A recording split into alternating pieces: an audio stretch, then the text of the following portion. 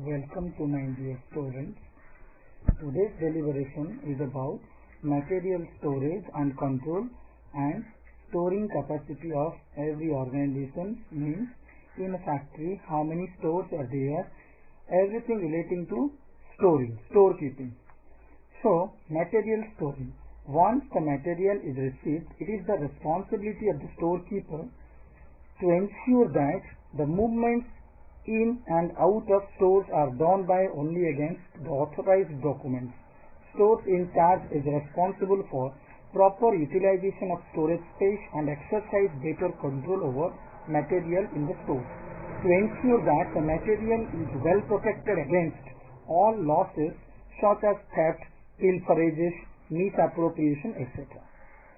So this is all about storing. Storing means what? After receiving the materials from the suppliers, it is the duty of the storekeeper to keep the goods received in a safe and well place.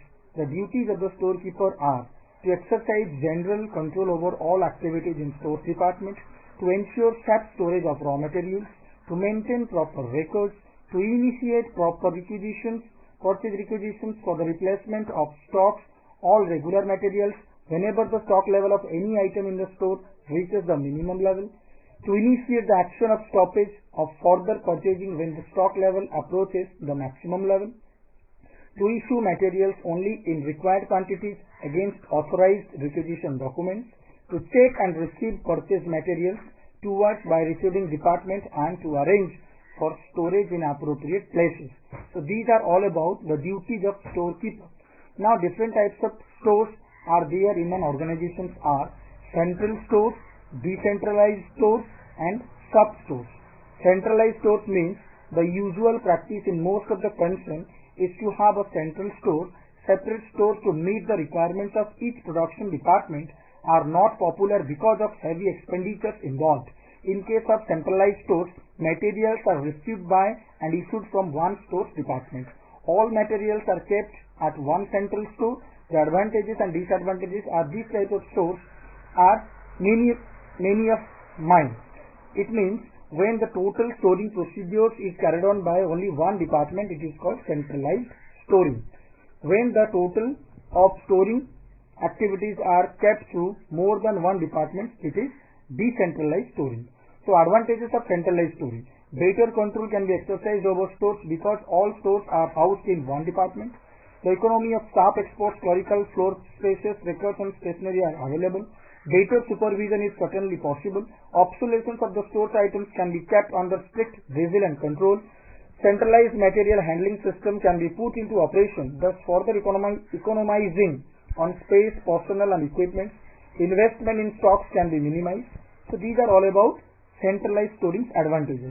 Now coming to the part of disadvantages of centralized storing.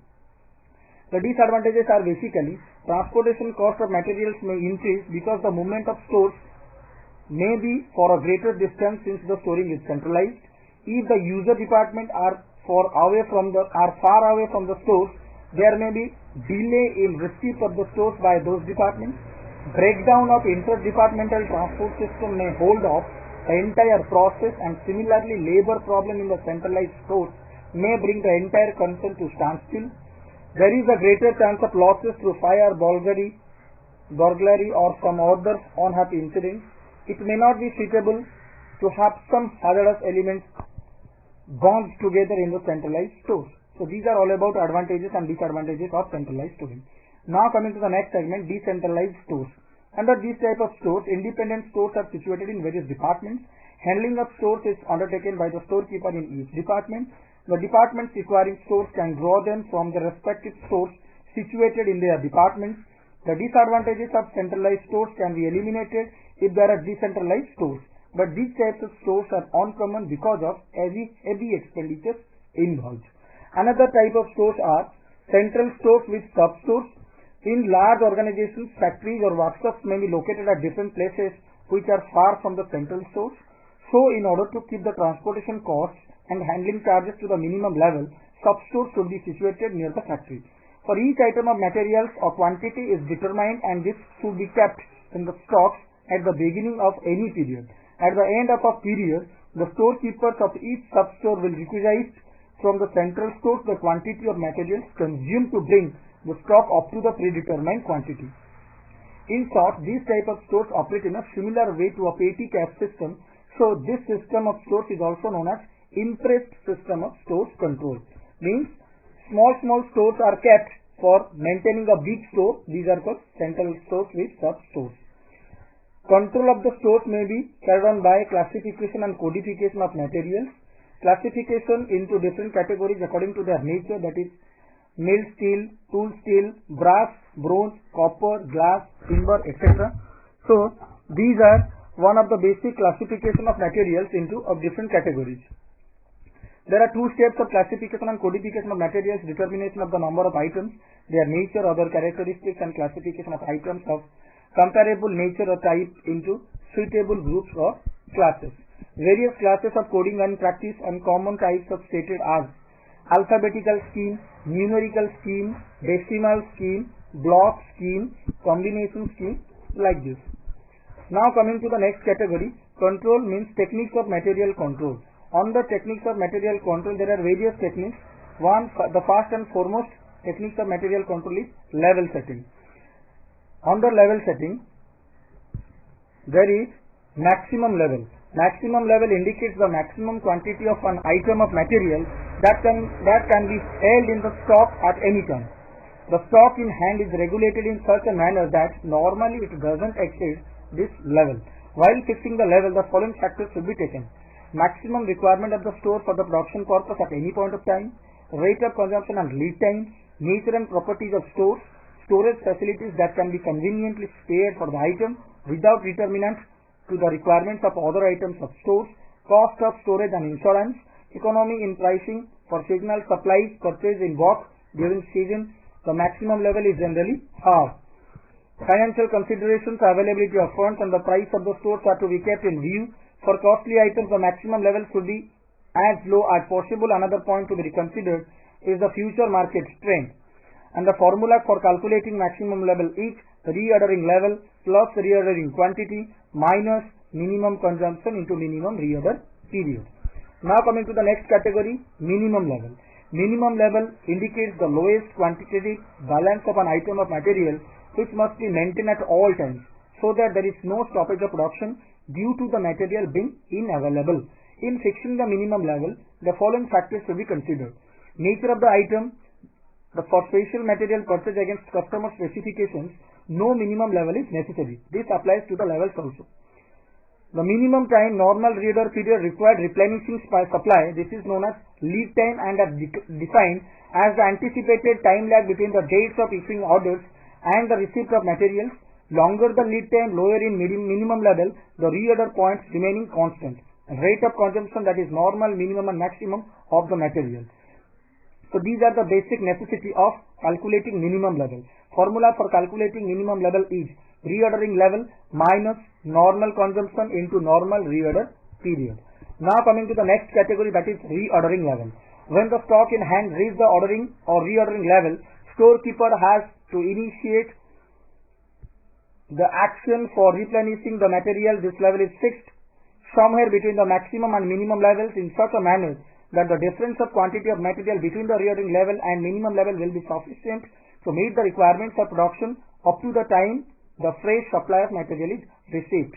The basic factors which are taken into consideration in fixing reordering level for a store item include minimum quantity of item to be kept, rate of consumption and lead time, which are applied for computing this level. Reordering level equals to minimum level plus consumption during the lead time, or minimum level plus normal rate of consumption into normal reorder period. Another formula for calculating reordering level is reordering level equals to maximum consumption into maximum reorder period. Now coming to the next category, that is danger level. It is that level at which normal issue of raw materials are normally stopped and only emergency issues are only made. This is a level fixed usually below the minimum level. When the stock reaches this level, very urgent action for purchase is indicated. This presuppose that the minimum stock level contains a caution to cover such contingencies. The normal lead time cannot afforded at this stage.